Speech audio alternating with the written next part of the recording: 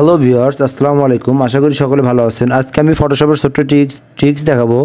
সেটি হচ্ছে বাঁকা ছবি, এরকম বাঁকা ছবি কীভাবে ফটোশপের মাধ্যমে সোজা করা যায় সেটা আমি দেখাবো। জাস্ট এখান থেকে আমি কপি করে নেব ইমেজটা। এখান থেকে আমি ফটোশপে আসবো, আসার পরে আমি ফাইল থেকে নিউ থেকে জাস্ট ক্রিয়েট থেকে কন্ট্রোল ভি দিয়ে এটা পেস্ট করে দেবো। ওকে, দেন আমি যে কাজটা করব, এটা আমি কন্ট্রোল জে দিয়ে একটা লেয়ার কপি করে নেব। নেওয়ার পর আমি সিলেক্টে ক্লিক করব। সিলেক্টে ক্লিক করার আগে আমি যে কাজটা করব,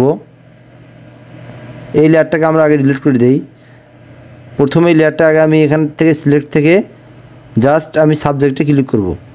সাবজেক্টে ক্লিক করার পর কিছুক্ষণ ওয়েট করে রাখতে হবে।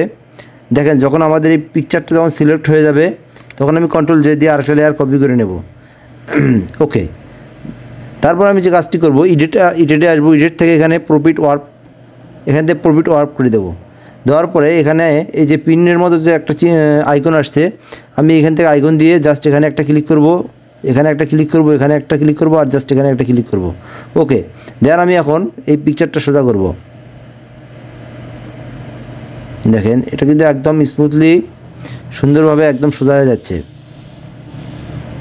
ওকে, দেখেন একদম কিন্তু সোজা হয়ে গেছে। জাস্ট আমি এখান থেকে এই পিকচারটা এখন দেখেন, এই পিকচারটা এখন আমি যেখানে ইচ্ছে সেখানে নিয়ে যেতে পারি। দেখেন, আমার কিন্তু পিকচারটা সুন্দরভাবে সিলেক্ট হয়ে গেছে, সোজা হয়ে গেছে। আমি এখন এটা ছোটো করে দেখাই আপনাদেরকে।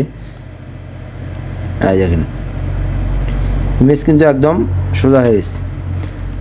তো আপনারা চাইলে এভাবে কাজটি করতে পারেন। ধন্যবাদ। ভিডিওটি ভালো লাগলে অবশ্যই আমার চ্যানেলটা সাবস্ক্রাইব করবেন, লাইক কমেন্ট করবেন। আসসালামু আলাইকুম।